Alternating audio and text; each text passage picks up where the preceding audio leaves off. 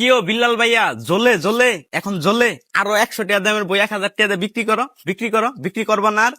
উমর ভাই যে বলছে শয়তান ধরার গর্জন, ঠিক বলছে। ব্রেন মেসেজের জুয়েল ভাই যে বলছে একটুও মিথ্যা না। তোমার আসলে তোমার দোষ আছে। এদের শেরপুরের নাসা ভাই যে বলছে সব ঠিক আছে, সব দোষ তোমার মধ্যে।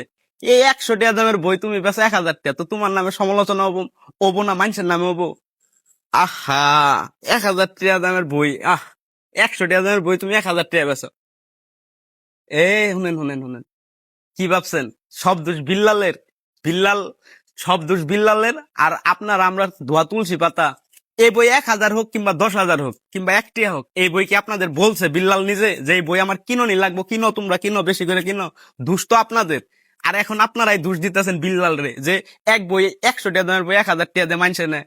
আরে ভাই, যদি না নেয়, এই বইটা কমপক্ষে সেল হয়েছে কত জানো? 3,000 পিস এই বই সেল করছে, তাও 1,000 টাকা করে। তাহলে হিসাব করো কত আসে। তো তোমরা যদি না নিতা, ওইকে জোর করে এটা বিক্রি করতে পারতো, ওর মার্কেট তো এটা এমনি ডাউন হয়ে যাইতো। তোমরা নিছো এই কারণে, এই বইটা এত বেশি তোমরা যে নিছো এই কারণে সে এখন একটা ব্র্যান্ড খুলছে। ওই ব্র্যান্ডে তার কাপড় চোপড় মানে যাবতীয় শীতের পোশাক সব পাবা। তো এইটা যদি তোমরা না কিনতা, তাহলে কি ওর এইরকম ব্র্যান্ড খুলতে পারতো? আর অমুকে ওইটা করলো, অমুকে ওইটা করলো, এইটা ধরে তোমরা বিল্লালের মানে দূষিত আছো। মানে এতদিন যে সে ভালো কাজ করে আসলো, এটার কোনো মূল্য নাই।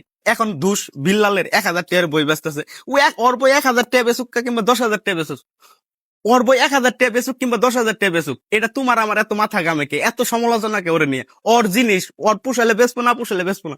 কিন্তু তোমরা আমরাই তো এই বইটা নেওয়ার লাগে ভাই আমারে দেন, ভাই আমারে দেন। বিশ্বাস না হলে আমার ইনবক্সে এখন 300 জন লোক আছে যারা এই বিল্লালের ভাই, বিল্লালের এই বইটা চাইছে, এই লেউটার বই চাইছে। মানে 1000 টাকা করে টিয়া দিব, তাও 300 জন এসএমএস দিয়ে রাখছে।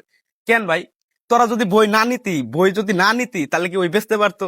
ও, দুষ করবা তোমরা আমরা, আর সব দুষ হবো বিল্লালের। হায় রে দুনিয়া। হুঁ, আগে নিজে ঠিক হন, তারপর অন্যকে দোষারোপ করেন। ধন্যবাদ।